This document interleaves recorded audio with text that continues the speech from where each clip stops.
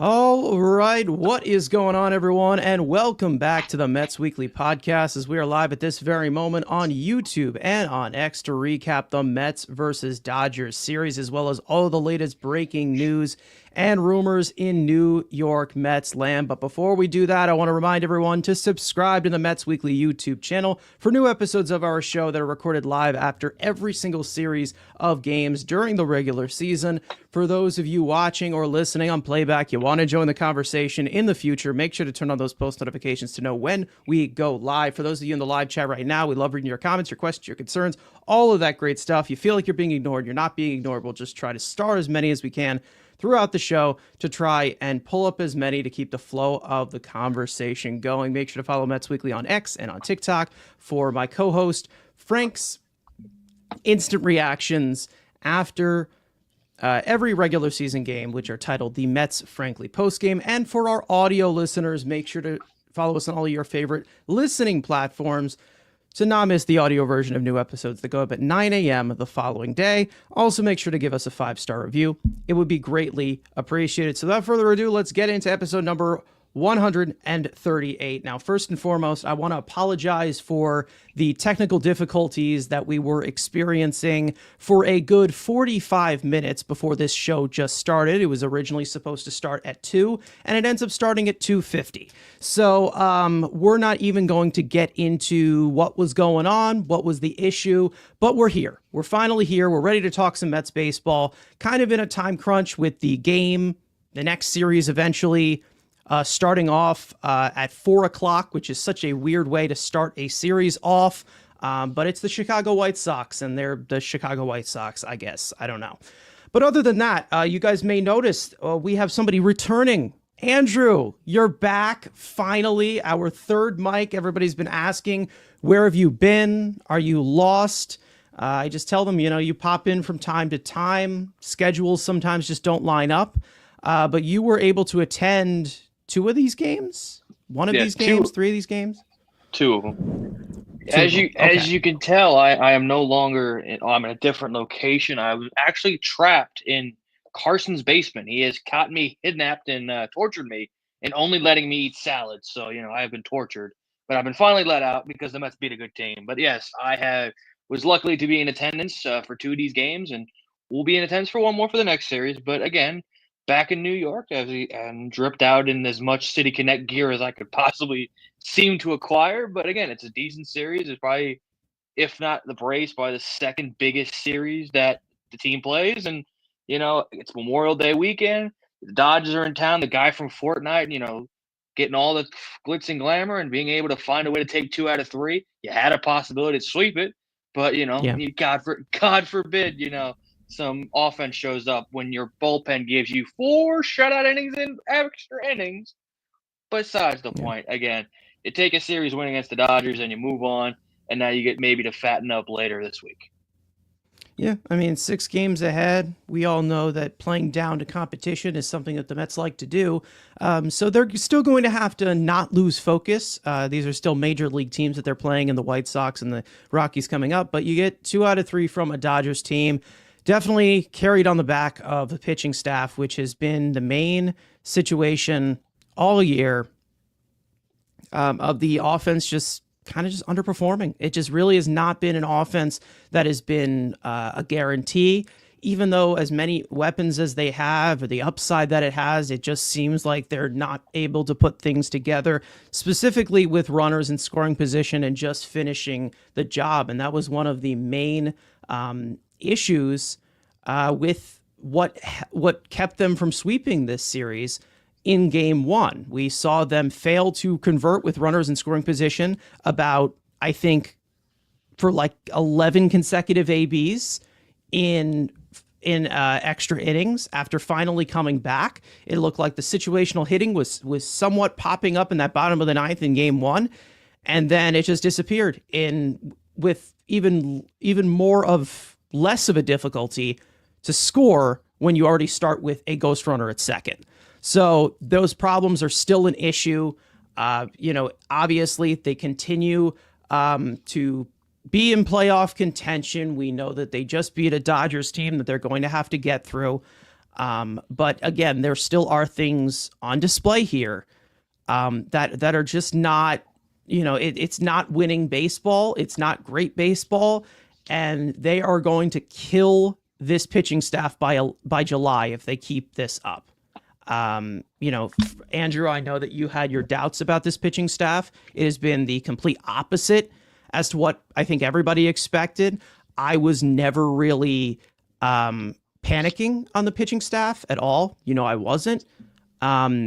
But you weren't I didn't thinking expect it to be this. You weren't thinking Huascar Brazaban becomes one of the best relievers in all of baseball. Let's go down there. Maybe well, you were he a has little the more talent to do it. But you were a little more bullish on the rotation, but I don't think we saw. You know what? Yeah. We have a couple of the best relievers. No, I didn't expect them to be I didn't expect them to be top 3 in every single category of statistics, but I expected them to at least be a serviceable rotation that can place hold and doesn't need to, maintain throughout the entire season because they have other options they can plug in there. So, again, with this offense. These are types of things of the overall floor of this offense that I think we've been seeing throughout the first 50 games of the season.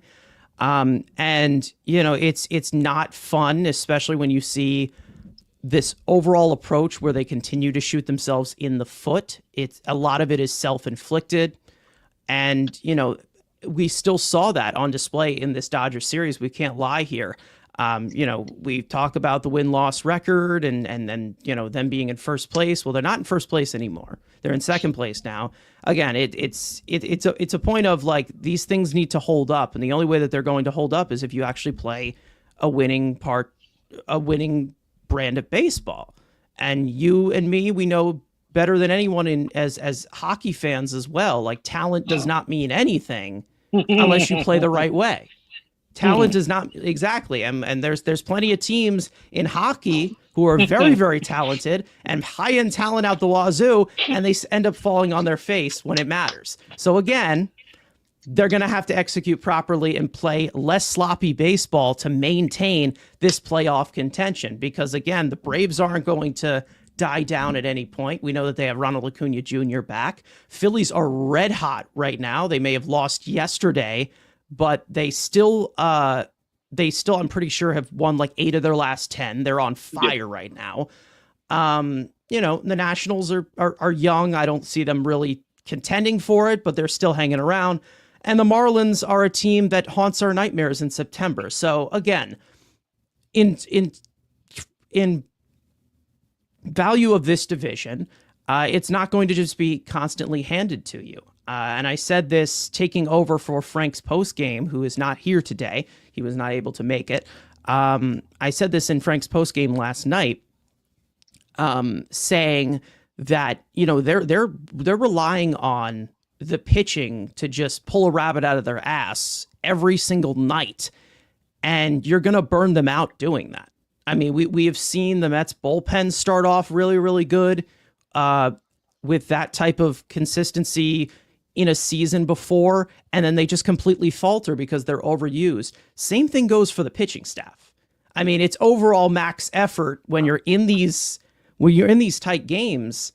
It's going to happen. Like those things are going to happen. It's you can't go this bad with runners in scoring position, especially when you know that this team is capable of more. And even though they won this series, and even though this win-loss record is everything that matters, and we need to take that thing at face value, 162 games still have to be played. And you can't play them like this and expect to continue to win like this. It's just, I don't think that even though this pitching staff's been fantastic, it's paid off dividends under David Stearns of what they've been able to do with this whole pitching lab, but they're not going to be perfect every single time.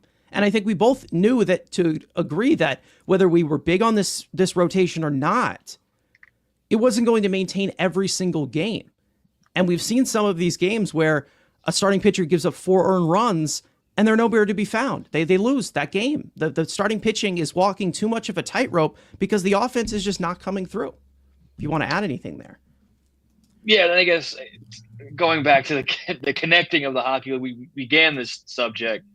This is very similar to what that certain high-end talent team became this year in the new system that they had. That all they want to do is play these close-knit, play everything perfectly, and then find a way to win it late. And it's a way, I mean, it's similar to the Knicks as well. Let's keep it close and then, make those too few baskets and then you win.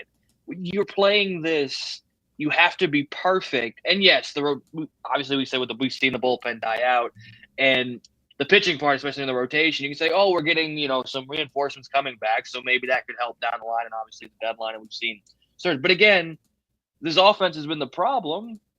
But yet again, like as crazy, and I know obviously I've been gone, and obviously I've seen you guys in rant. And again, there's a certain guy that deserves all the hate in the world, which I don't think for now we'll let him be. I'll let Frank continue. Let Frank do that. But maybe this, and again, me trying to be a little more positive, get him on vacation, so I should be a little more happy. I'm happy I'm on vacation. That if this is the floor of what this offense is, eventually it's going to go up. And yes, you're still finding the ways to win. And I understand it. It ain't pretty. Trust me. I hate the way I'm watching these games. Listen, I understand. I understand what you're saying there. Of okay, maybe it goes up. Okay, when? We've played 50 games now. We played 50. When does that happen? We got 112 you know what I mean? to figure it out. We still got 112. Maybe it's game 70. Maybe it's, somebody starts producing a rap album and there you go. Again, we saw this last year with a point. We saw the foundation. It wasn't 50 games in. We saw fucking. Again, I don't think there's not an OMG, but to the point of, and again, the nerds being like, "Oh, it's Soto." Yes, but also you've seen this offensive stretch this past week. What have been the Mets' identity the last couple of years? It's been Alonso carrying or Lindor carrying. You've gone through this stretch where they played like ass, and then, yes, I know I'm amplifying this rough stretch before going into this series. All three of those guys aren't hitting, and as great as a certain player is hitting and carrying this offense, which I will put him over very much so in a little bit, you're not going anywhere if your three best hitters aren't hitting. So, much as we might like, and as much as we would love, Mark Vientos to get his head out of his ass and Alvarez to stop hitting ground balls and swing us, you're not going anywhere with your three best hitters, and that's been especially with this past week, and they haven't been themselves. I mean, obviously, you had Alonso hot start. He's come back to earth. Lindor has gone back into a funk, and we obviously know what's going on with number 22. So you're trying to find that consistency with the offense. Well, if your three best hitters can't get their head out of their ass, No, I know exactly what you're saying. It's just the fact is that my expectation isn't for it to be complete perfection. It's not to be, the most dominant team known to man in the regular season, because that doesn't win you a championship whatsoever. My whole thing is use your head. Just please, at one point, use your head. They have to figure out a way to be an efficient offense. And things like this, where we are seeing them constantly just be inefficient with runners in scoring position like they have been, and it continues to get worse. And that's the problem that I have with this, is that if you're looking at the full-on success rate, you want to call it batting average or whatever, March to April, they're batting 236 with runners in scoring position. May, 200. Even 200 right now. So it's right now, it continues to get worse here. And even in the game yesterday, or even in the game, the second game of this series, they went 4 for 11 with runners in scoring position, left 10 men on base already at either way, which is an efficient game. 4 for 11. That's 336 or whatever, or 36%. Yesterday, they won 0 for 5 with runners in scoring position. These types of things, they add up. And it also just shows the fact of this team needs to be better, because when they do end up losing these games, it's always because they can't cash runners in with the timely hitting. And that's what I really can't stand in this fact, because I know that they are capable. And it's so frustrating when we talk about this, because Frank and I talk about this all the time on the show. The approach is so awful. It is so bad.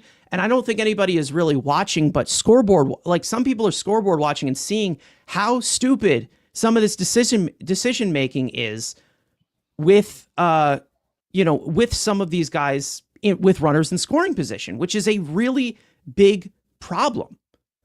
We are constantly see them not take advantage of hitters' counts, stare at strikes, wave at pitches outside, low and outside. When a pitcher is so when a pitcher cannot find the strike zone, they swing first pitch. When we see them they ground into too many double plays, and with the lack of speed on the base pass, they're not beating them out. They have absolutely no ability to go first to third with, some certain players, because a majority of this lineup can't really run that well. And again, there is another factor of a certain someone who can give you that type of value, but he's not really playing well. And we'll talk about him, of course, with, some other guys in the mix right now who are playing better than him overall offensively and perhaps defensively as well. But again, it's more of the dilemma of how they piece this thing together because of the quality of wins. I'm still going to point them out whether they win a game or not. What is the quality of the win? Because again, the win-loss record as of right now is not an excuse to play like crap. Again, because it's going to end up coming back to bite you. And it did end up coming back to bite them of being even better in this series. All they had to do was just drive a run in. That was it. They had 11 chances to do it, and they screwed up. Yeah, I don't know. Like there's things that I'm seeing that it's like I have to look at it as a glass half full because of the red flags on this pitching staff of who's carrying their own weight. Not to mention, like you said, the top three hitters. Where have they been? In that last game, they were better, I guess. Yeah. Better. They produced. Somebody finally homered after a 2-week stretch. But, Yep. It was much needed. But I'll get into the rundown of this overall series. But if there's anything else you want to add before I get into it, because again, it's just the same. Let's go face plant, because this type of play, it's emulating what you're going to see in like what you saw in 2022, where they just face planted into the playoffs from September on. I guess this is my thing, and again, this is because again, I think we both watch other sports, so we think, just firing a guy definitely is going to make a change. And I'm just trying to keep this to baseball specifics. Because again, there's obviously we all want the certain guy to lose his job. We know. I'm not saying that's not that needs to happen. But in baseball, how many times? Because yes, they fire him. Are they firing the whole? You can't really fire the whole hitting thing in season. You do in the off season, and then get all of Stearns' guy. So I guess my thing, as much as we want him out the door, because again the approaches and shit, like I don't think doing it in season, as much as it maybe could, is needed. If you're doing it in season, you're not getting rid of every single coordinator and the assistant. You would have to clean the whole thing out, and it's really hard to do that mid-season. So you're kind of stuck in this hard place of, yes, he needs to go, but yet, okay, what's the assistant? What's the assistant hitting coach? What the hell's his name? The guy that was the hitting coach, and then when he was bench coach or whatever, co-hitting coach. They're co-hitting coaches. Co-hitting. It's not a good concept in general. That's the thing. It's not a good concept in general. It's like when they say it's like you have two quarterbacks, you don't have no quarterback. Yeah. So as much as we all want him gone, I don't. Again, you could do it mid-season, like the Mariners did it in August, and Texas did it this year. Texas did it this year. And Colorado just sucks. That's not even a team. That's a figment of imagination at this point. But Seattle, down the stretch, you saw a little bit of a spark, when they fired their hitting coach, and then this year, obviously, they bring in their thing, and now they're pretty good offensively now. So I guess my point is, as much as we want it to happen, and it needs to happen, I just don't think you're going to see this transcendent change. Absolutely not. I think this needs to be I think you'll see because this is a guy that was here before Stearns. This guy's still from past regimes, so Stearns hasn't been able to pick how he wants offense to be. So, and I know again I want him fired too, as much as all of you guys. All I'm saying is I just don't think you're going to see, even if you fire him midseason, that it's going to spark this offense. I'd love it to. Don't get me wrong, but I'm not saying that if you fire him, you're still going to have the other guys probably still being there, and you're probably not going to see this drastic Soto's going to go back to being his prime, and Mark Vientos go back to last season's form. Alvarez starts hitting again. So, as much as it needs to happen, I just think that discussion, which again I'm not fully having, I just don't think it's going to be that drastic of a change. But yeah, definitely in this down the stretch, Cohen, not Cohen, Stern needs to get his guy and you've seen it with Hefner at least was the what's called, but you also saw Stearns fully get all his pitching people in. I think he needs to be able in this offseason clean out everybody and get in his people for the offensive side as well. Yeah, it's whatever. I mean, we've talked about this before. We've kind of danced around it. There's plenty of examples of why, he does need to go, and it goes kind of beyond of the production on the field, obviously. Yeah. I've dropped hints. If you follow me on Twitter, I talk about him all the time. It's not a good environment to maximize the talent you have on this roster. And either way, it's whatever. I mean, I don't know how many times we can really say it. It's just, still, they do need to perform. And it's just still has been very underwhelming offensively all year. But either way, let's get into this rundown of this series. Now, even though we are kind of on a time crunch here, we got to look back as to what happened for these 3 games in this NLCS rematch from last year. Now, in Game 1, Griffin Canning would make the start and only get 8 outs after being removed from the game due to a 90-plus minute rain delay.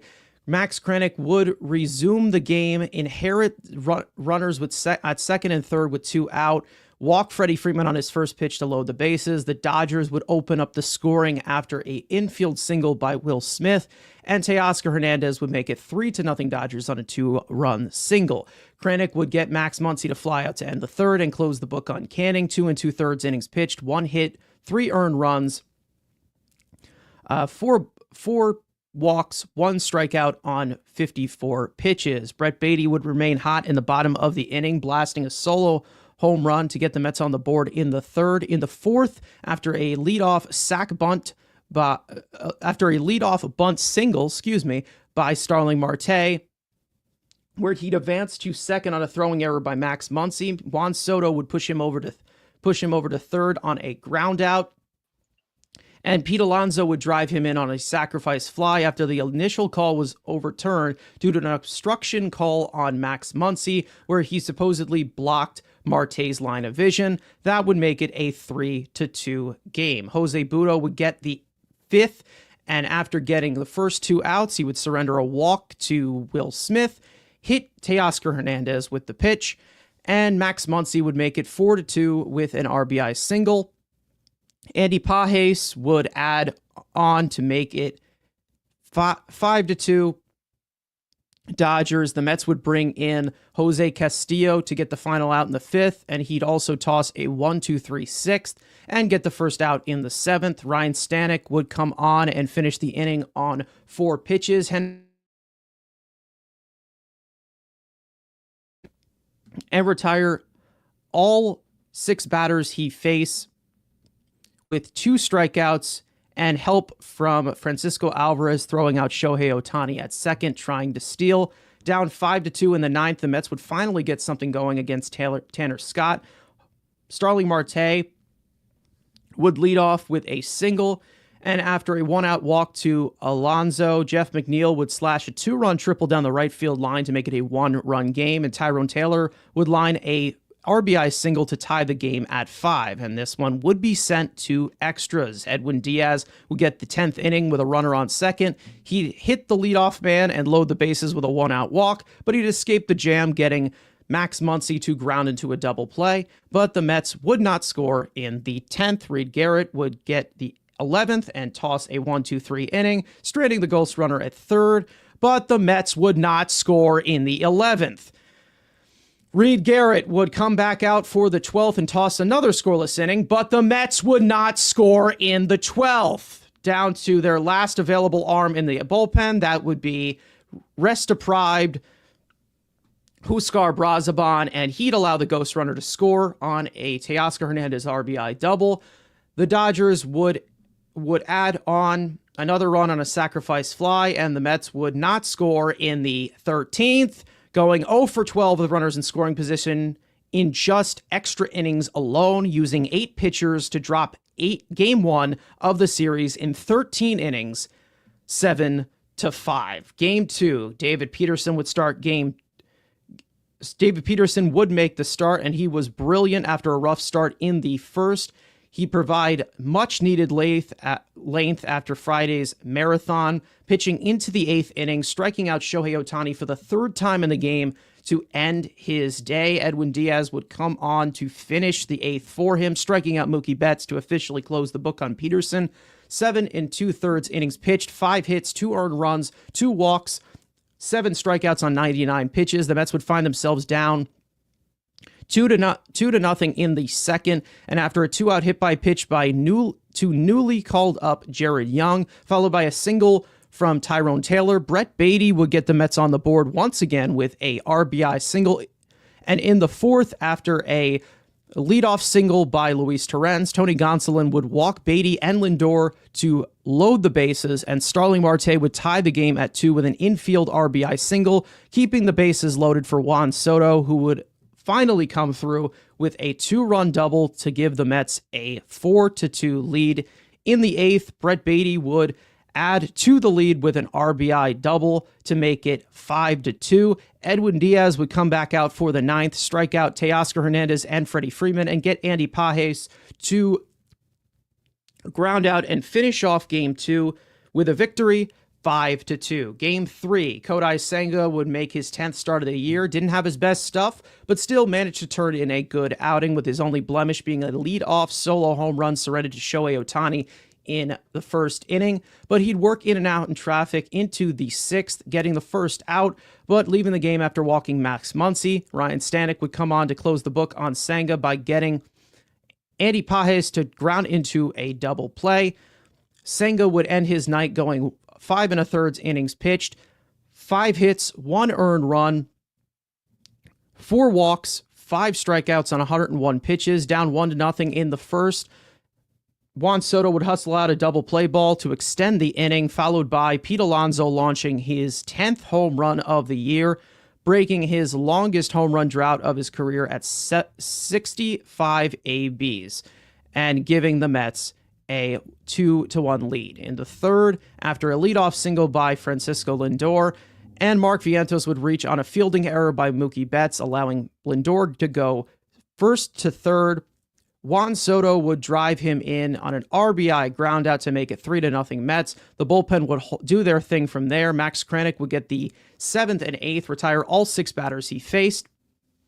And Reed Garrett would get the 9th with Edwin Diaz working back-to-back nights in the series, and he'd work around a 1-out walk to finish the game and secure the series victory over the Dodgers, 3-1. The Mets are now 32-21 on the season, with an opportunity to stack up some wins, like we said, over the next 6 games against the White Sox and Rockies, sitting 2 games behind the Phillies for first place in the National League East. So there is plenty that we do need to unpack. Obviously, I need to take a drink of water after all of that I just spewed, all that great information for everybody. But again, they take a series away from the Dodgers that was looking a little lackluster at the beginning, but they were able to get their revenge for that NLCS. You know, Dodgers got their ring. We got this regular season series, so take that. But Andrew, what did you like? What did you dislike? Obviously, we know the offense is a main thing, but the pitching was fantastic, went toe-to-toe with the Dodgers in this series, and they definitely got a series win they needed after they were floundering a little bit these last few weeks. Yeah, I mean, I thought you had a really tough series. I mean, 2 of you guys that you had on your most hunted board, I mean, one, Sandy Koufax continues to show out, and that's David Peterson. Let's start with there. I mean, the fact that, again, like you said, you go to that marathon of everyone in the bullpen threw innings, and you got nobody in there that you really – I mean, they called up Brandon Waddell, but they needed David to go. They needed him really to go 8, but obviously you take him out after he makes Shohei Ohtani look like a bomb on every part of that AB. He could not touch his slider, and it was beautiful watching that. And then, I mean, I think Mendy made the right – obviously, bringing in Diaz right away because Mookie was the only guy in that lineup that had decent ABs against him on that day. So instead of seeing him again, you go to Diaz for the 4-out save, and I think that was the right decision. Obviously, get some looking at the fastball. Soto finally somewhat having that moment. I get it's a 4th inning double, but I mean, this is, I guess we'll talk. I think both balls in this game. What I swear to God, the Mets are using dead balls. The fact that that Soto ball doesn't go over, and then later in the day, that ball's by a foot, hits the top of the wall by a foot, and then the Brett Beatty one later in the game, where I'm like, dude, what are these fucking balls, man? Get over the damn fence. God, and grand slams would be great. But yeah, Soto finally has that moment. The place was electric. Like literally, when he came up, it was like everyone was like just begging, like pleading, finally do something. And when he got 2 strikes on him, you could just feel the crowd like, oh shit. And I obviously I'm with friends, and I'm like, I look at them, they're going to boo the living shit out of him if he gets out here. And then just that electricity that when he hit that ball in the gap, and just everyone loses their mind. But again, I guess the bigger story, obviously the bigger story, I guess, for at least offensively, the big story is this the breakout that has been waiting 5, 6, 7 years now that we've been crying finally for, and that being Brett Beatty. And again, it's the magic of me in the building. I think career. I've seen him 4 times play at Citi Field. He's batting like .874. He's got like 7 RBIs. I've seen him homer live. You did see him. I don't go to many games, so exactly. You don't. Yeah. Shit. I mean, I don't go to many home games either. But the fact that again, the justice and the sweet narrative ball of that 8th inning AB just was beautiful. Robbie Miller. I mean, it's just pure cinema, and it put a beautiful smile on my face. But again, offensively, it is what it is. Brady looks to look good. Young didn't look terrible. I mean, I don't need him any fifth in my lineup, but like, got on base, got hit by a pitch, and Sunday's game he gave a drive to a ball. I'm like, I don't know why you're here, but at least you look half decent.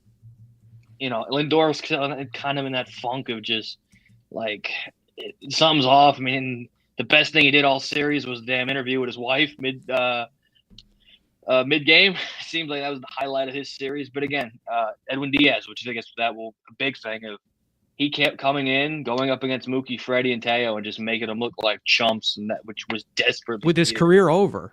With his career being over for the 74th time in his Mets run, and the fact that again how this game was teetering and again going on and it's the second half of a back-to-back, and him just not looking like, okay, let's load the bases. Because I even said, again, I'm my friend, and I'm like, he's going to load the bases and then strike the next guy out. But no, didn't even mess around, threw 3 fastballs, got Mookie looking, and then carved up Freddie and Teo, and then obviously gets the ground ball for Andy to Acuna. But again, overall, the pitching, Kodai didn't look great. But again, kind of like how Kodai's been, he's gotten in and out of trouble. It's he's got the good ERA. That's all that matters. I don't care how it looks as long as that ERA, that he's not giving up actual runs. I don't care about, he's being put in situations. If he gets out of it, that's all I care about. Like, I get it. It's not preferred that he's getting guys on and, like that. What was not the Miami start? The Pirates start, we had like 3 innings of guys on third base and less than 2 outs. Not probably what I'd like to see. But still, after, giving up the homer to Ohtani and then just locking back in and, holding the one, shout out to Tyrone Taylor with an absolute seed. And also, again, going to a game where, again, like everyone, the cliche is like, you'll never see some at the ballpark. A fat guy obstruction call and again, the rule of, it touched the glove, but like, because suppose like in the 1800s, there was some rule or everybody in here who knew it. Who knew that? Nobody that knew. I did. Like, because I'm a dork, but I knew the rule. Yeah, it's similar to when the ball gets into the glove before it even is caught. Like that's the outfield. That's the outfield version of that. I know Mets fans, it's the victim mentality of they robbed us, they want the Dodgers to win, but that is actually a rule. It's in the fucking rule book. They're not just making shit up. Come on. But again, I know nobody reads these days, but nobody. Anyways, no, I'm not a big fan of reading either. But again, unless it's something I'm interested in, but again, it's one thing to just show fight to a team like this, but to go toe to toe in pitching was obviously a lot very, very, very impressive the way that they did. Just keeping them off the board, going in these situations. Again, it wasn't completely dominant where they were just whiffing through the entire batting order. But if, you're able to make pitches, you're able to locate properly, such as the way David Peterson did. Was it last night? Game two, right? Game two. David Peterson was phenomenal. David Peterson, that was one of the best outings I've seen in his entire career. And I'm not even really exaggerating in any way. That was one of the best outings I've seen from him. Location's key against a team like this because they don't chase. They don't really chase as much. He made Shohei Ohtani look like the high school hitter that Mike Francesa scouted him out to be because of the professional scout that Mike Francesa has always been, because that's what he is obviously known for in the world of sports. So, again, when it comes to the overall of the way that they're relying on pitching, it still has to be better than this. I'm not saying that the pitching is going to fall apart because I still think that what they're doing as a pitching staff is sustainable going forward. It's just the fact that you can't rely on that to happen every single day. The offense is going to have to start pulling some of that weight. And if they don't, then it's going to cost them. I said it already with the runners in scoring position issues that they have had a few episodes ago. If you want to talk about, if this team falls short early on, it is going to be over the offensive consistency. It's going to be that because of how much depth they do have with the pitching, whether it's guys who you don't even expect to make you an impact. This offense, they are going to still have to live and die by this offense the way that they have, because they're still going to have to match up with this Dodgers lineup that we all know in the playoffs kicked their ass. They put up 3 or 4 10 spots against them. This is a Dodgers lineup that is not going to end up flailing at everything the way that they did in one of these games or two of these games. There were also a lot of hard hit balls that ended up going to be outs ended up being outs in the outfield. Obviously, you'll take it. That's good. It's great that you have good defensive players out there. That's what you want. But those certain types of mistakes, you can't get that back. And you also had a sample of that in the first game where they could not drive anything in to save their lives to win the game. Because if they do that, this is a sweep. That's it. Either way, we haven't really gotten to much in the chat here. So let me shout out to some of you guys in here. We have Brad coming in here, who came in here earlier. Apologies for the delays, guys. Again, Carlos Ramos, of course, coming in here. Stanley is in here. D as well. We've got Ken in the chat. We have some other people who I'm trying to come through here. Let's see. Matt is in the chat as well. Plenty of you guys are in here. So yeah, apologize for the lateness again. So again, hold on. Let me see. There was one comment I wanted to point up here.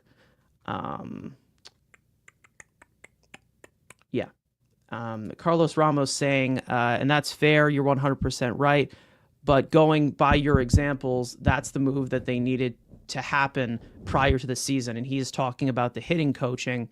And listen, I have not been someone who has been a fan of Eric Chavez since the day that he was hired, but there's also a fact of I just wanted to see Stearns hire his own guys. And I was very confused to see him kind of just leave that alone the way that he did. I guess that he was very high on Jeremy Hefner, and Jeremy Hefner has done a really good job with this pitching staff these last few years. It continues to get better. So, even though there are some flaws with Jeremy Hefner, it's whatever. But as for the hitting coaching, just the way that it does stand out and the impression that this certain hitting coach, it's kind of a different situation because context matters in the face of you can't really use every single other example as to like, oh, they fired the hitting coach and nothing did well. Well, there's a lot more of an impression that I do think that Eric Chavez has on this team that is just really telling, I think. And if you have a different voice in there or more of a voice in there compared to the lack thereof that we've gotten reports of, I just feel like it's just a lot better in that way. And I think I said this earlier, he kept Hefner, but you saw his influences with the hires around everybody else. Have we really seen that from Stearns on the offensive side? Like, it's mostly been Chavez's guys and the guys that were here before him. You really haven't seen, like, obviously they brought in Desi Drewskull, like that against Stearns, stole him with the Yankees. Yeager's has been brought in. Obviously they have, that cheating lab that, Stearns has brought over. You really haven't seen that from the offense side. So again, like, Hefner gets the benefit because he's got all the Stearns', hires and stuff like that, where you haven't really seen that on the offensive side, where even if, he thinks Chavez is good, you really haven't given him the other crutches and stuff like that Stearns has had, or at least Hefner has had on the pitching side. Yeah, it all seems like he's just trying to build from the pitching, and that's kind of been one thing that David Stearns has gone forward with. And he's been well known to do, but we're going to have to start to ask some questions with the offense if this continues to be like this. And speaking of offensive players, I do want to get into a topic of discussion. Obviously has a little bit more to do with the other players around him too, but I do want to talk about Luis Angel Acuna a little bit because there has been kind of a diminishing role for him. And I think that basically his weaknesses have been pretty much put on display at this point. I don't want to say like the complete book is out on him because I never really expected him to be the world beater that he is. But it really does show him as the odd man out in the current situation that the Mets are in. And I do want to do a little bit of a rundown of the little brother production. Get it? Because Acuna has a brother and his brother's back from injury. So yeah, that's really funny. Anyways, we've seen him produce and help us out in the margins the way that we really expected him to do. A one defensive run save, 2 outs above average, plus 0.9 defensive run value at second base, which he has regularly played over 250 innings at. But the overall offense has not been relatively great, and it's pretty much been put down as he's just a bottom part of the lineup guy who, if he does add you something, he can give you speed on the base pass. As we have seen, 97th percentile in sprint speed. He has his BSR, or base running runs, above average. He's in the 89th percentile with a plus 2.3 rating. We have seen him overall not hit the ball hard, not hit it great, lots of chasing, not the best quality of contact, making contact, but minimal contact. He has 1 barrel on the season. If you guys don't know what a barrel is the classification of exit velocity and launch angle, basically heading it out in the limit, also with park factors as well. You have about 102 exit velocity and in a launch angle between around 20 degrees to 32 degrees, which is known as more of the sweet spot with fly balls. So again, when you look at his platoons as well, because we saw possibilities of a platoon between him and Beatty with McNeil on the injured list to start this year. He's had a 744 OPS against left-handed pitching, but he's had less plate appearances against left-handed pitching, and a 564 OPS versus right-handed pitching, which he's had 98 plate appearances against this year. One of the main glaring issues, and we have seen it these past few weeks is the overall situational hitting from this kid. And obviously we know that, if they're young, they will learn better hitting habits as they go along. And we all know that this team has been terrible situationally throughout the entire roster, aside from Alonso and maybe a few part-time players. But it's very, very glaring, especially with the overall decision-making we have seen from him as an overall player, that he's slashing 176, 237, 136 with a 22 weighted runs created plus with runners in scoring position. That is qualified for the worst of all Mets hitters on this team. So he has definitely been the worst of the worst. He's not hitting the ball hard. It's just not a world-beating bat whatsoever. We know what he can provide and the tools that he can provide. We know that he wasn't going to be fantastic offensively, and he wasn't going to make a fantastic, impact the way that we expected somebody like Brett Baty to do at the very best, because Brett Baty obviously has a little bit more of the power and was more of a hitting prospect. Tools overall in general. One thing I do want to point out here before I go to you, Andrew, on this is, even though he most likely is the odd man out, Luis Angel Acuna at this current moment, if you bring in somebody like Ronnie Mauricio, with Brett Baty playing the way that he is, with Jeff McNeil back here, not going anywhere anytime soon, obviously, him being the odd man out, he still does provide things that, like we have said on this team before, he's just, you're losing a little bit much, obviously, on the base paths, because they don't have really anybody that can, break open a double play. They don't have those speed threats besides Acuna, Taylor, maybe Lindor, and maybe on a good day, Jose Azocar is gone. I mean, Siri would be in that conversation if he was healthy. Siri, yeah, maybe on a good day, I guess Soto, because he's been stealing some bases. Yeah, Soto's but been it's like you don't have those types of tools in the margins, and those are very, very important, especially with an offense that has struggled so much with runners in scoring position. You need to get the best of available of those possibilities. And we asked this poll. I asked you guys in here. It seems pretty split. Should Luis Angel Acuna be an everyday player going forward? 53% of you are saying yes. 47% of you are saying no. So I think it's really back and forth right now. Has more to do with how Baty has been performing, more to do with, what they are expecting from Mark Vientos. Jeff McNeil is still here and has been productive. Not the world beater, not the batting champion, but he's been productive. So he definitely looks like the odd man out at this current moment, but you can't just completely cancel him out given the tools and the lack of tools for the rest of the roster of how is it set up. So what are your views on this? Is this like something that you think? Because again, Ronnie Mauricio could be a guy that can replace him, but Ronnie is probably not going to be giving you that type of speed and defense recovering from an ACL tear. They're probably going to slow it down there. So again, what he does provide, it's a little concerning if you were to just say, well, just send him down because he's not hitting. So yeah, I mean, there can be a case because, again, like you said, the fluffiness of this team, I'll say it, because we are not fleet of foot.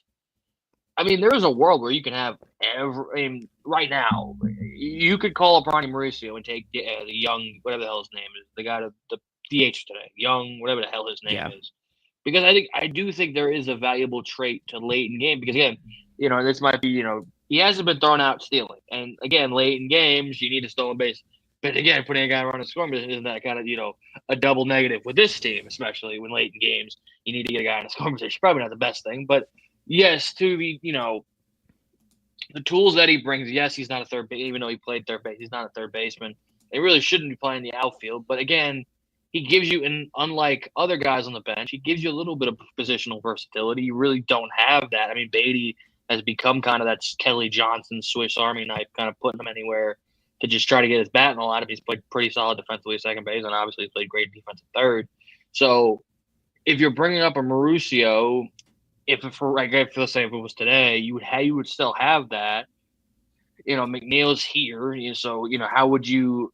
And it's also to the point of how Beatty got sent down last time. Like, where's the playing time? Like, it's to the point of what do you want to do? And I don't want to say it, but yet, we're a contending team. Wouldn't it be better for the long-term health for this team is if you send him back down to AAA, you see him get hot, and maybe he's not on this team after July 31st. That is also a consideration because, again, we have this logjam. Somebody's going to eventually have to go. So I'm not saying it has to be him, but there is some consideration that if say, hey, again, who knows if this, spurt from Beatty is, sustainable? Who knows? Who knows if Ronnie Mauricio can come back? Yes, we could like the tools more of Ronnie, but who knows if, again, coming off the torn ACL, if Ronnie can be a productive MLB hitter again, at least this year. Again, not down the line, obviously, I think we could have that conversation. So, you have to decide, okay, what's best for this team? And his positional versatility and speed, which is two things the Mets really don't have on their bench right now, is a plus. You bring up Ronnie, he could play second, he could play third. They didn't seem to want to put him in the outfield. So, again, you're kind of putting another Beatty type, except he's a switch hitter, which, he could face left-handed pitching and go, you can arguably in a platoon, all you can have versus righties, but Brett has been handling left-handed pitching and shouldn't kind of be taken out of the lineup right now. So, even if you want to have that conversation of you could platoon Mauricio and Beatty, Beatty's been getting his hits against lefties, and big hits against lefties, not just, hitting right-handed pitching. So that doesn't work right now. So it just kind of it's how you want to. I think definitely there's value to his speed and a little bit, again, because if in a pinch, you need a center fielder because now you don't have Jose Ozokar on the roster. I don't think gatekeeping his speed is the right way to say it. It's like, he has speed, we must keep him. But it's more of just the lack of what everybody else doesn't have. And the problem is you don't have, until Siri comes back, you don't have a center fielder on the roster. You're running out Tyrone Taylor every day, and he's been great. But, if you want to give him a day off, you're sticking Nemo back in center, and you're sticking McNeil in left. You're putting Jeff McNeil in center field.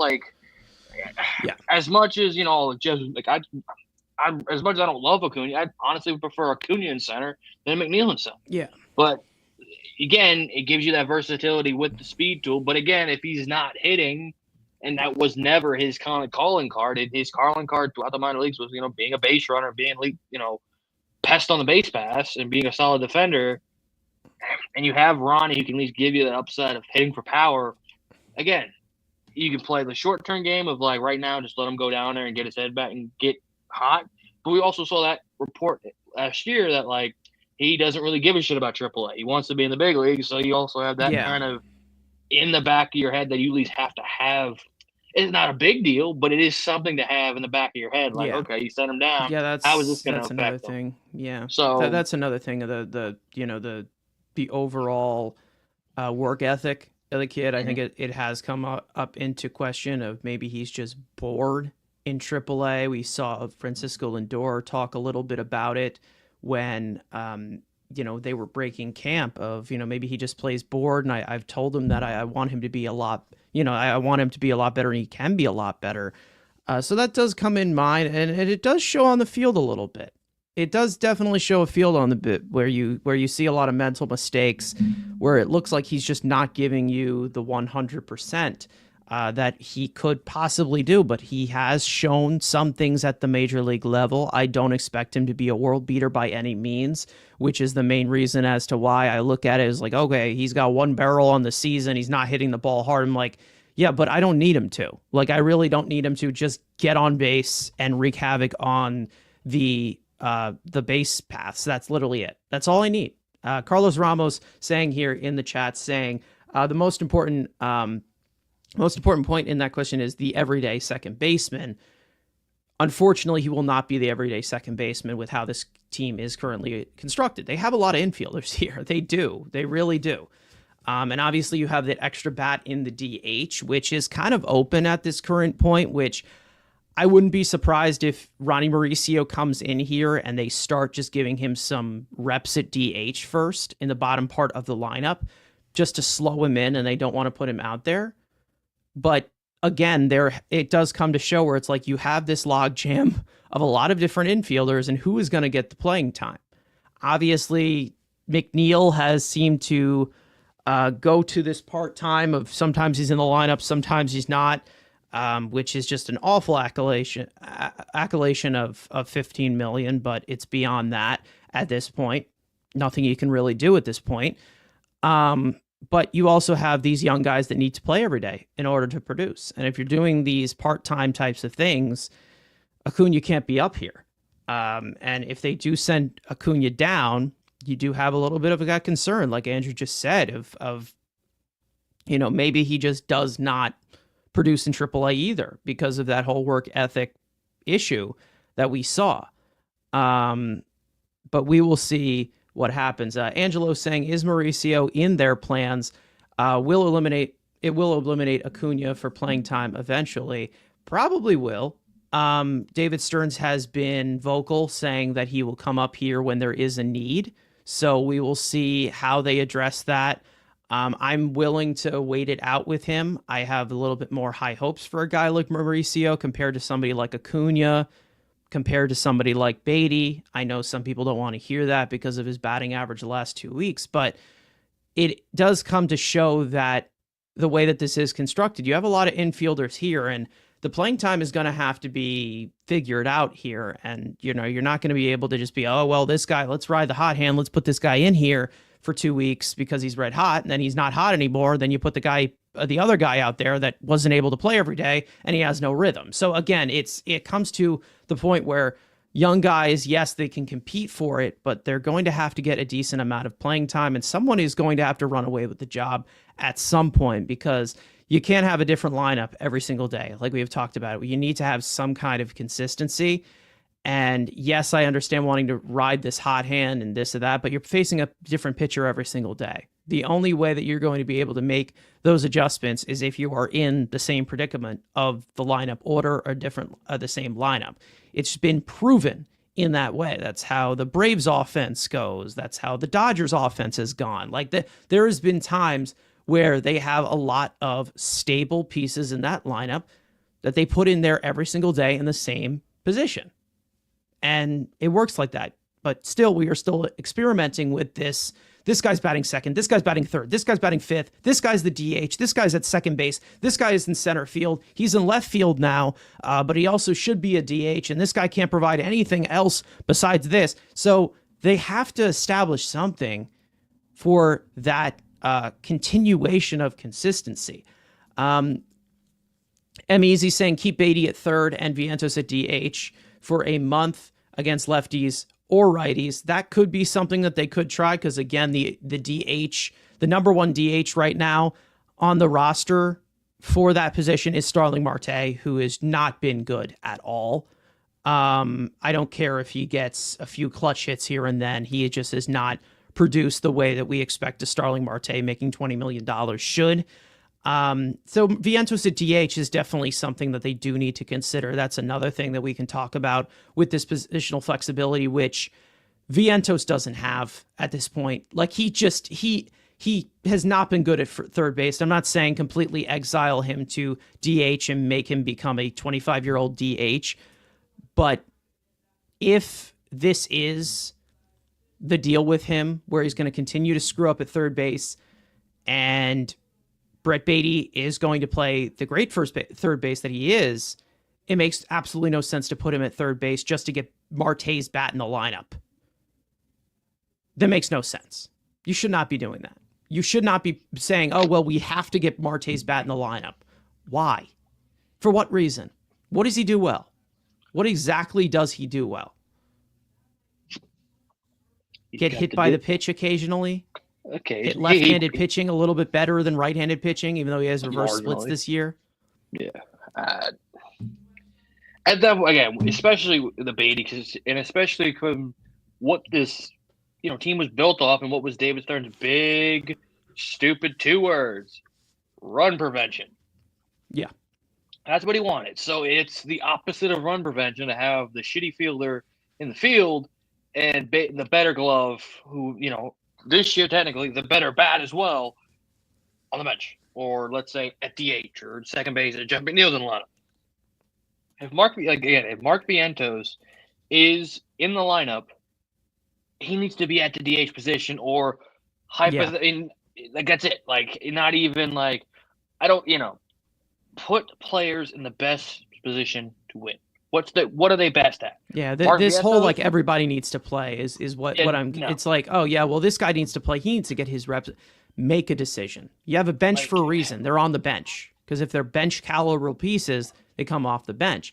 And ACJ is saying Marte needs to be restricted to pinch hit role solely. I don't even trust him in that role either. Like I really don't. I really just I don't see what they are seeing in Starling Marte that this needs to continue. And it's more of the accolation of how what you're getting from these guys that they can't really provide much, and you're paying them so much and they're holding some of the young guys from playing. It's just not something that I really want to go for. Again, McNeil is solid, split time between left field and second base. I just see him as a second baseman at this point. I don't think he plays a good left field. I don't like the idea of him in center field. Right field is Juan Soto's position for the next 15 years. I see him as a second baseman, and barely at that, to be honest. I really do. And yesterday during the broadcast, he said they were stating that Stearns was handing the lineup to Mendoza. So if it is Mendoza making the decisions, I don't agree with them.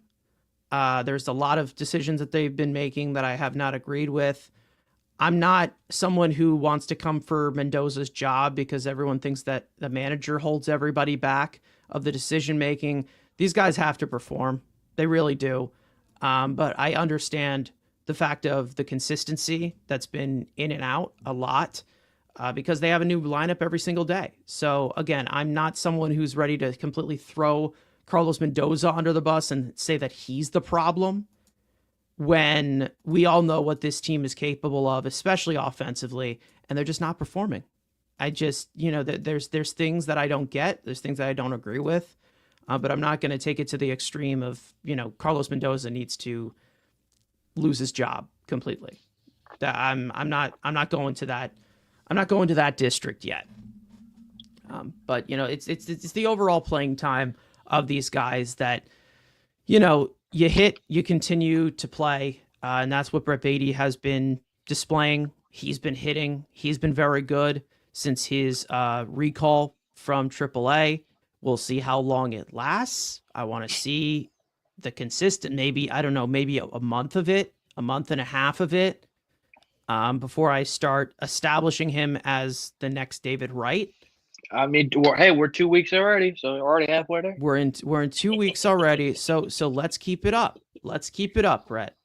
We said the same thing about Vientos. We needed to see him play first. He got to play a lot, and he ran away with the job last year.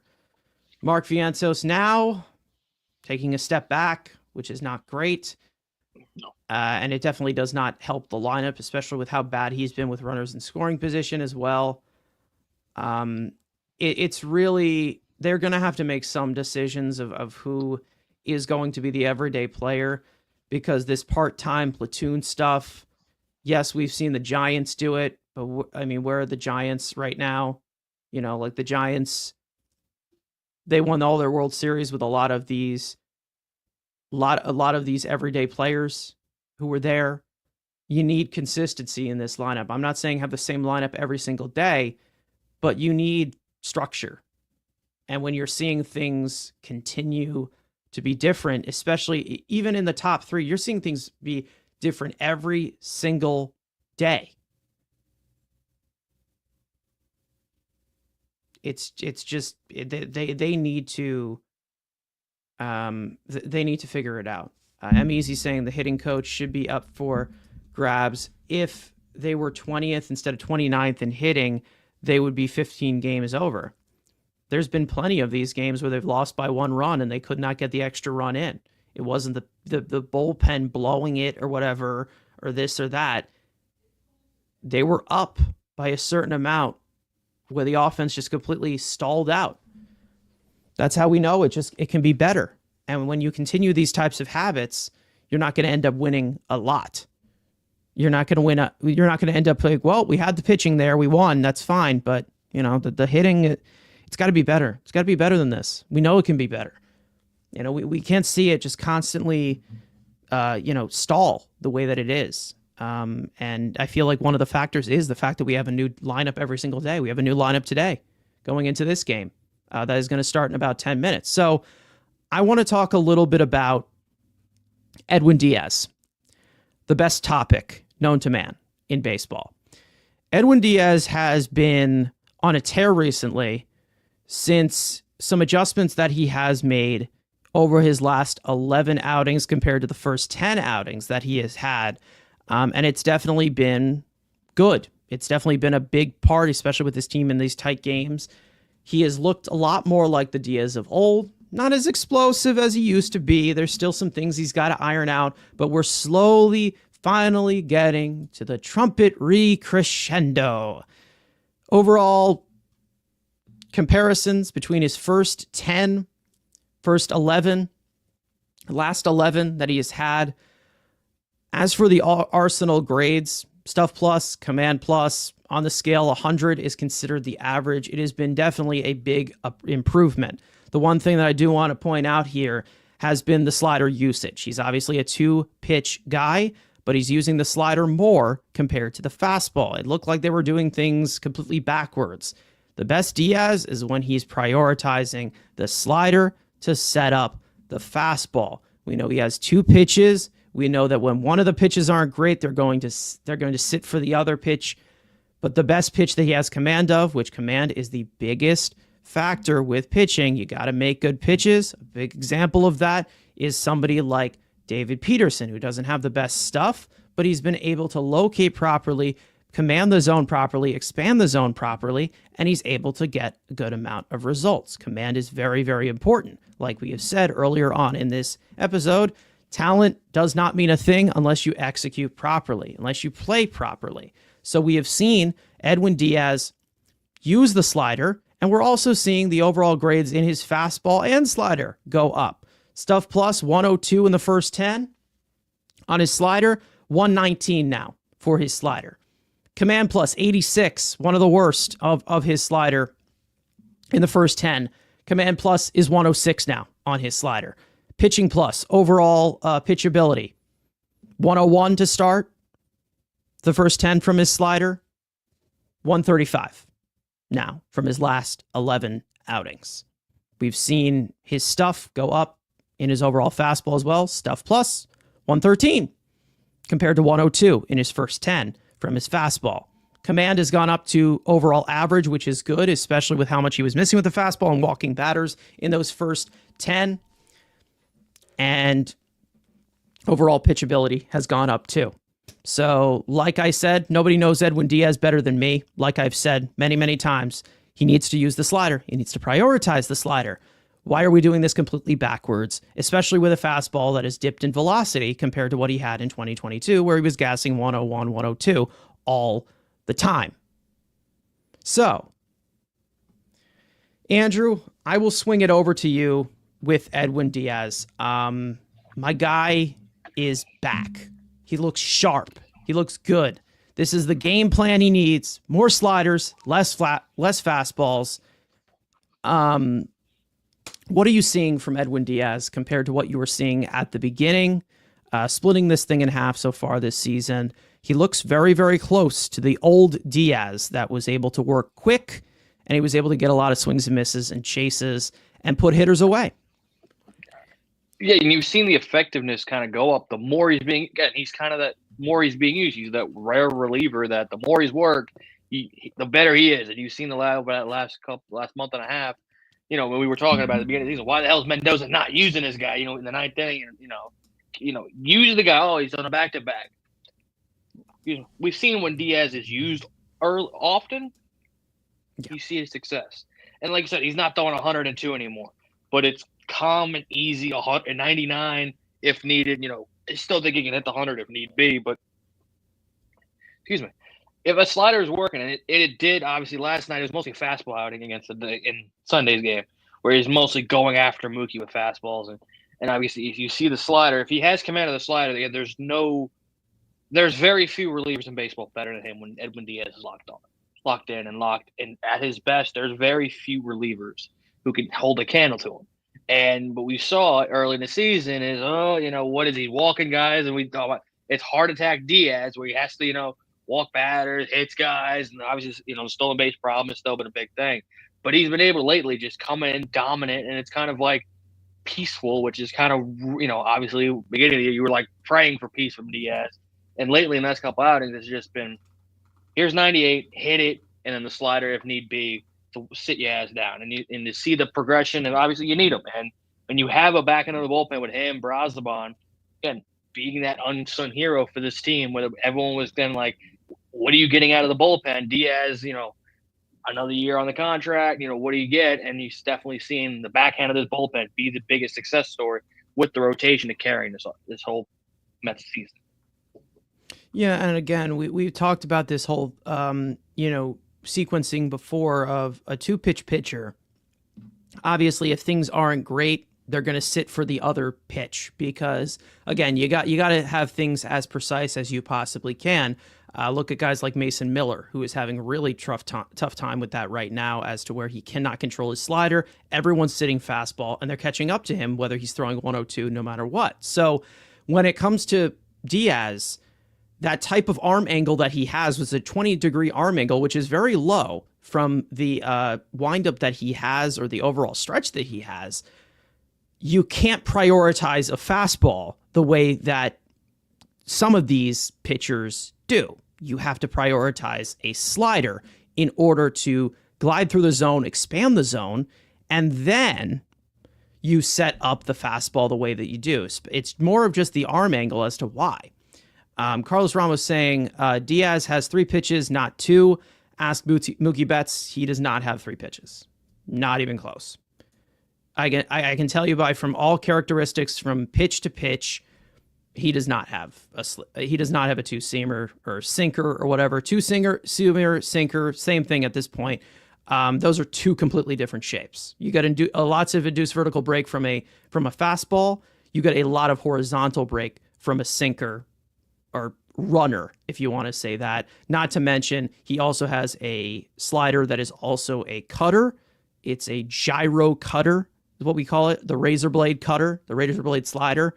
So the only way that those interact with each other, it's nearly impossible from his arm angle to throw a sinker. Like almost nearly impossible for him to throw a sinker, especially with the movement of his fastball, which is up in the zone, slider in the lower part of the zone.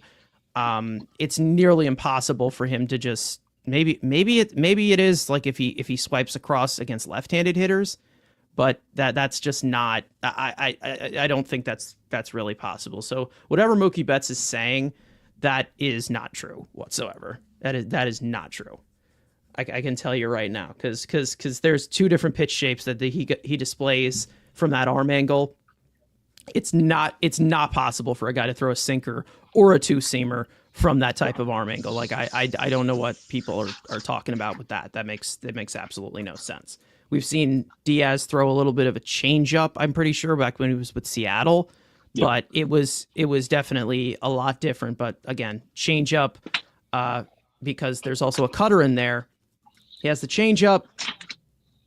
That's kind of like the fading thing against his fastball, which has definitely changed over the years. So again, if Edwin Diaz continues to use his slider the way that he has these last 11 outings compared to the first 10, it's going to be a lot more efficient. I have said this so many times. I don't know why he was using a fastball that was continuing to dip in velocity, which, again, leaving it up in the zone, too wild, can't throw strikes with it, when he has better command of his slider. Usually, the pitch, if you're a 2-pitch guy, 3-pitch guy, usually the pitch that you regularly have the best command with is the one that you prioritize because you can get it over for strikes. So that just doesn't make any sense to me as to why this was the sequence, but he's throwing more sliders now, and look at that. You're getting those results. It's not the dominant Edwin Diaz that we saw in 2022, but we are still seeing a really good Edwin Diaz that is contributing to this bullpen the way that we expect him to, the way a $102 million reliever is. And that's the main reason as to why he got all of that money.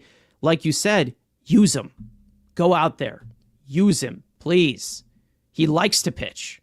He's one of the very, very few that likes to pitch. We also had that whole thing where one of his legs was longer than the other.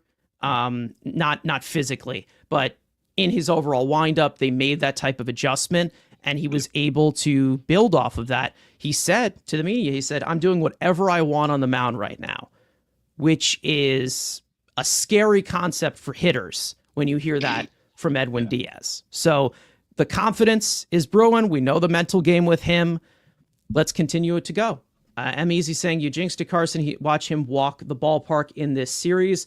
Well, one thing I will say here is if he's walking White Sox hitters, we've got an even bigger problem than him just being jinxed or whatever. So that's a different thing because this White Sox team that they are going to face is incredibly undisciplined, and they're just not a good lineup at all. So again, it's whatever. Studs and duds. Let's get into this. We're kind of crunched for a little bit of time here with the game starting in a few minutes due to the delay that we had earlier because of technical difficulties.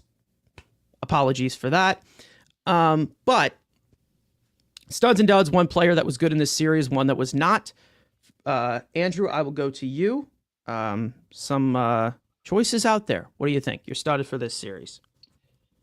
Oh man, this is a real tough choice. I think I got two options. I'll give you the other one because if there's any other day, and who knows when I'm going to be on here next, and who knows the next time I'm going to be able to have this opportunity. The stud of the week, the stud of the weekend, stud of my heart, Double B, BBL. I'm a BBL. I'm a Brett Beatty lover, and that man, with 2 games I'm there, only got out once. We don't want to talk about Sunday. Sunday didn't happen. I wasn't there. But me in the building, not getting out, only getting out one time. Homer and driving and runs, hitting with wrists, being the guy offensively, which is crazy to say that he's the catalyst right now of the offense. Finally getting out of that 9 spot tonight. Let's give it to Double B, number 7 now, Brad B. I'm so upset. This is not okay. Like I want him to not succeed. Like we all know this. Like this has been established on social media that I don't want any of my players to succeed that I don't like. So it's this is very upsetting, and it's not okay. And we will have to do some other things about this because this is a big problem for me right now. Anyways, how about David Peterson? David Peterson, fantastic outing, much needed after that 13-inning marathon where they burned the entire bullpen. He gives you 7 2/3, makes Ohtani look like an absolute fool 3 times. 3 times through the order. Obviously with him leading off. And the one thing that made me put him in the full stud category, because I had other people on here, but is that post-game interview. They asked him about striking out Shohei Ohtani 3 times. He says he's just another batter. Again, I love confidence like that. Whether I have been critical of David Peterson in the past, that is awesome. That's the difference between a pitcher like him and Tyler McGill. Mentally weak, mentally strong. And he saw Shohei Ohtani as just another hitter. That's what he said. He was confident enough to strike him out 3 times. That was fantastic. That was fantastic. And obviously the media is not going to like that because you can't go after this golden boy like that. But I liked it because yes, even though Shohei Ohtani is incredible, he's a generational talent. But however, we do get this whole impression of the media where they say, well, Shohei Ohtani isn't the greatest thing since sliced bread. He is sliced bread. So again, I was glad to see him be taken down a peg. Shohei Ohtani's fantastic. He's great. But again, David Peterson had a great outing. And then also Reed Garrett stepping up the way that he did. I want to talk about him. 2 innings, which he was not expected to get. He wasn't supposed to get it. And he was tough as nails in that first game. Put them in a position to win. Obviously, they didn't end up doing it. And then, of course, replacing the role for Diaz in that final game with him pitching back-to-back games. He was a big key in this series. And the pitching staff in general was great, too, overall. We will see. As for duds in this series... Andrew? Yeah, there's a couple. There's a guy we talked about earlier. I'm going to give it to Francisco Alvarez because what the hell has happened to this? What the hell has happened to this dude? Like, this was the number 1 prospect in baseball, and he looks like a shell of himself and is being outplayed by a guy we traded a printer for. Like, this is the level. It's a very expensive printer. $100,000? It's a very nice photo printer. Like, yeah. And ACJ is saying in the chat right here, conversation needs to be had about giving Terens more playing time, and I agree. I agree. Like, I definitely do. And this is supposed to be, he was a highly touted prospect, and obviously so, and the power, and now he's hitting ground balls, going back, swinging sliders, not making any hard contact, and it's just like he's improved defensively, which is great. And again, catchers, you just try to get league average offense. You're not even getting that out of Francisco Alvarez. So to the extent of and he left an Ethiopian village on the base pass as well, at the bottom of the lineup. And the fact that he was hitting ahead of Beatty in the lineup, and guys that have had better APs, and he's still hitting 7th or 6th in lineups. It's not great. And obviously, again, I'm not saying he's a bust, but everyone was ready to jump off, number 7. I think we need to start having some conversations about number 4 as well. So I'm not saying it's bend over, but I do think there needs to be. It might be a Chavez thing or something, because he looks nothing like the guy we saw when he came up, and ever since kind of Chavez has told him to hit, try to hit better batting average and try to hit the other way, he has been a shell of what he could have been. Yeah, I had Alvarez listed here too. I'm going to point out another one, Jose Budo. Yeah. Oh my God. I mean, I am getting very, very close to DFA territory with this guy. I'm not going to lie. He looked so bad. Mentally, he's not there. And pretty much every single one of these mistakes that he make were all with 2 outs, 2 strikes in this series. Not executing whatsoever, all over the place, walking too many batters, too wild in general. He just does not look good at all, and I do think that Budo's job is in jeopardy. In my head, it is. I think it is, because it seems like he's been moved to those middle innings, been established in the middle innings. He's been looked at as a 2-inning reliever, but with how Brazoban has been and how Kranick has been, who...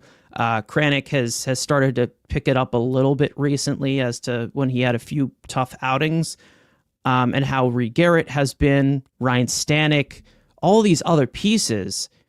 Budo's the worst reliever in that pen right now. And that is including Brandon Waddell, who has given us good at the major league level. What did he give us? Like four great innings when he was up here. Yeah. I mean... And Genesis Cabrera had a few decent outings as well when he was out here, and he just got designated for assignment. Yeah. That dude Castillo came in and gave you 2 1/3. Yeah, Castillo's been good too. Like, Budo's getting out pitched by everyone, like nearly everyone. Yeah, by waiver claims, by guys who were brought in on minor league deals. Like, he just doesn't look good. Coming too. There's a certain guy that got maybe DFA'd potentially, Stearnsy and like. Oh, I see. I know what you're saying. Yeah. Even though Jake Diekman just retired. Not the Deke. No, okay. Not the Deke. Sadly not. Yeah, well, I don't know. I don't know what's going on with Jose Budo, and I'm getting really, really close to cutting the cord here. I don't want to be like, oh, let's keep him around because he has added options, but if he's going to continue to be this liability, cut the cord. Cut the freaking cord at this point. He's out of minor league options. Oh, well. cut your losses. I don't know what to tell you. There's only so many times where you can just work around it. Even though he has showed consistency, he really hasn't been the same since that postseason run towards the end last year. And it's been a little bit rough for him, not going to lie. Anyways, let's get into the injury report real quick. Obviously, with Frank not here, I have to kind of fill in for him. We did get a few updates in addition to this, so I will be able to let you guys know. But here is the injury report. This will be the first time that I do this because you are here. It makes only one sense. Mets starting pitcher Frankie Montas has began a rehab assignment for High A Brooklyn on Saturday afternoon, going 1 1/3 innings pitched, 2 hits, 2 earned runs, 1 walk, 2 strikeouts on 37 pitches, expecting to increase the workload next go around in the rotation. Montas is expected to be activated within the next 30 days. The 32-year-old right-hander has been sidelined since the beginning of spring training due to a right lat strain. The Mets outfielder Jose Siri took batting practice and participated in long toss in the outfield at Citi Field before Sunday night's game. As he continues to recover ahead of schedule, Siri is close to beginning a minor league rehab assignment.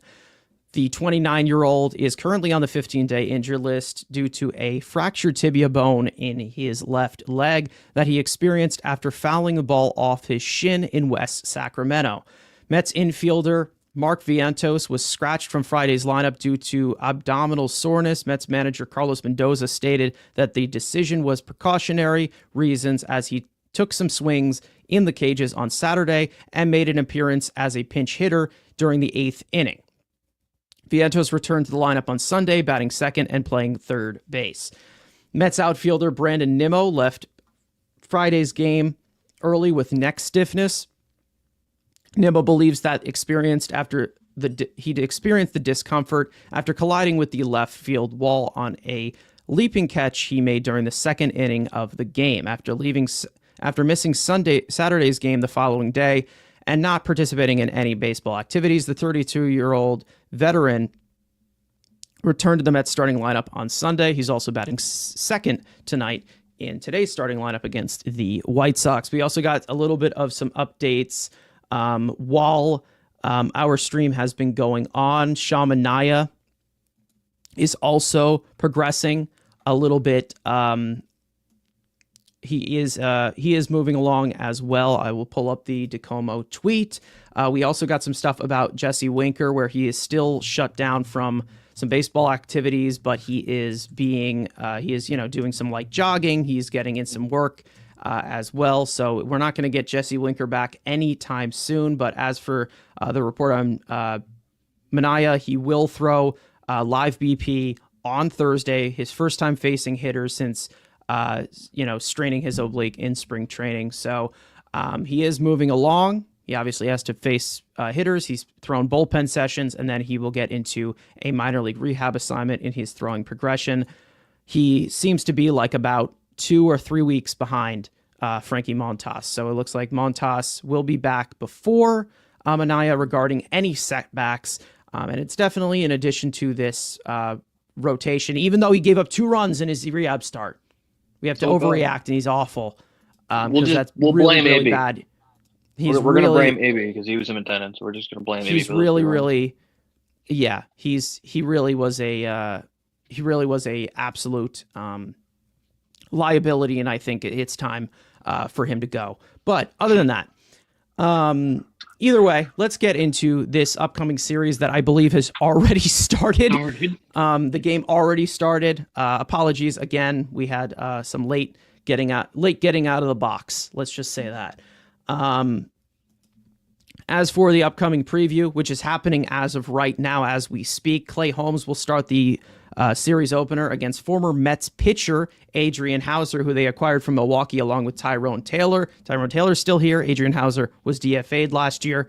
First pitch is right after today's show, or as of right now, going on 4 p.m. Eastern Time on SNY. Game 2, Tyler McGill will look to build on his career-best 10 strikeout performance in Boston. He will face 25-year-old right-hander Shane Smith. First pitch is tomorrow at 7:10 Eastern on SNY. And Game 3, Griffin Canning will start the series finale against another 25-year-old right-hander in Sean Burke. First pitch is Wednesday at 7:10 p.m. Eastern Time on SNY as well. So, obviously, this is a Chicago White Sox team that is not great. We don't really need to do a full-on scouting report because it's just not a good team, and they need to sweep this series. I think it's pretty much established at this point. They need to sweep this series. Like, that's it. They should not lose it again on this homestand. Like, they should. If they lose one game, like, you're going against the White Sox and the Rockies. Like, this should be 6 games to fatten up on your schedule. But again, it is the Mets. Not as much, you can put as much talent on this roster. It's still the same 4 letters, and the same juju seems to happen. They always play down a competition, but they should not lose. Of course, I'm stuck with the last game I'm probably going to this year, and of course, I have to watch Tyler McGill, which is fun. Gonna love seeing that. Gotta sit through McGill start. Great, but besides that, there should be a series sweep.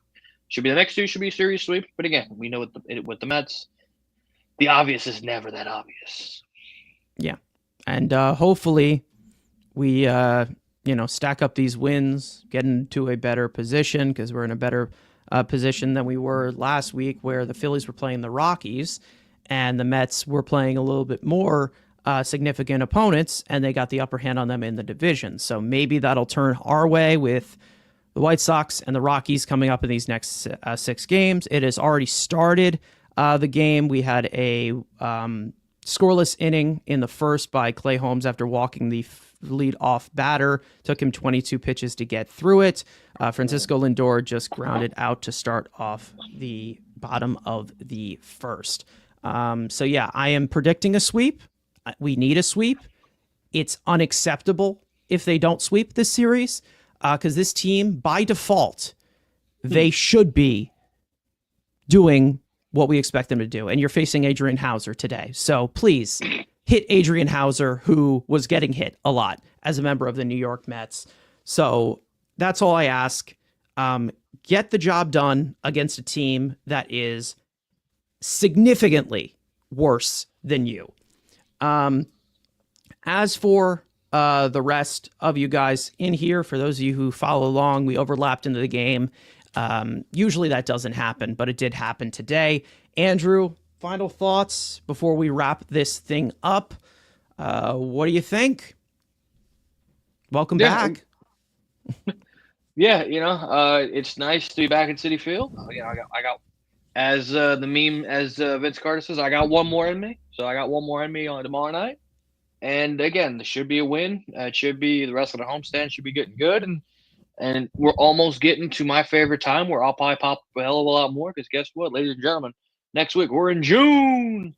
So you know what that means. June. We're getting into trade season. So we're getting into that trade deadline season pretty soon, which, that's my favorite time of the baseball year. But yeah, again, you have the rest of this week should be a positive one for the Mets. We'll see if the Phillies, could take a couple losses and get back to even to the top of the division. But again, you take care of them when you can. So at this point, again, enjoy your Memorial Day weekend. Support, got to shout out to all the troops that we've lost, and thank you to them for their sacrifices. But we get back and get ready to have some fun. Yeah. But other than that, guys, we will see you guys for next episode to recap this Chicago White Sox series. Thank you guys so much for watching. We hope you enjoyed the conversation. For those of you watching and listening on playback, you want to join the conversation live in the future, make sure to subscribe to the Mets Weekly YouTube channel and turn on those post notifications to know when we go live. Make sure to follow Mets Weekly on X and on TikTok. Follow all of us individually, including Frank, who is not able to make it today. And also follow us on TikTok, like I said, for Frank's post-game reactions titled The Mix Frankly Post-Game, which are on TikTok and on Twitter. And finally, the game has already started. Let's stack up these wins against a team you can win against.